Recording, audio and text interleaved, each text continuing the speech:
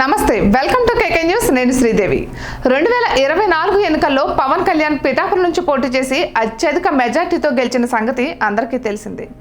పవన్ కళ్యాణ్తో పాటు మారుమోగిన పేరు పిఠాపురం వర్మ. అంతవరకు ఆయన ఒక మాజీ ఎమ్మెల్యే మాత్రమే.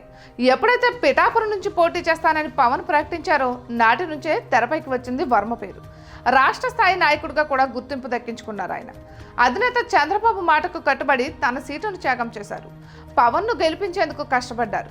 పవన్ను గెలిపిస్తే కూటమి ప్రభుత్వంలో తొలి ఎమ్మెల్సీ పదవి ఇవ్వడంతో పాటు మంత్రిని కూడా చేస్తానని చంద్రబాబు హామీ ఇచ్చారు. ఇప్పుడు కూటమి ప్రభుత్వం అధికారంలోకి రావడంతో వర్మ ఎమ్మెల్సీ పదవి తెరపైకి వస్తోంది. ఏపీ శాసన మండలికి సంబంధించి 2 ఎమ్మెల్సీ పదవులు ఖాళీ అయ్యాయి.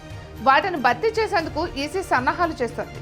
వచ్చే నెలలో ఎమ్మెల్సీ ఉప ఎన్నికలు జరగనున్నాయి. ఆ 2 పదవులకు వర్మతో పాటు చాలా మంది నాయకుల పేర్లు ఎవరి పరిస్థితి ఎలా ఉన్నా వర్మకు మాత్రం ఎమ్మెల్సీ పదవి ఖాయమని ప్రచారం జరుగుతోంది. ఆయన సైతం పదవిపై ధీమాతో ఉన్నారు. కానీ ఎవరూ బయటపడడం లేదు. తుది నిర్ణయానికి వచ్చాక టీడీపీ ఆ 2 పేర్లు ప్రకటించే ఛాన్స్ కనిపిస్తోంది. వర్మకైతే ఛాన్స్ తప్పదని తెలుస్తోంది. అయితే ఈ రోజు ఆసక్తికర ట్వీట్ చేశారు వర్మ. పవన్ కళ్యాణ్ గారి గెలుపులో అన్ని తామై ముందుండి నడిపించిన వర్మ గారికి ఎమ్మెల్సీ పదవి అంటూ ఆయన స్వయంగా ట్వీట్ చేసుకున్నారు.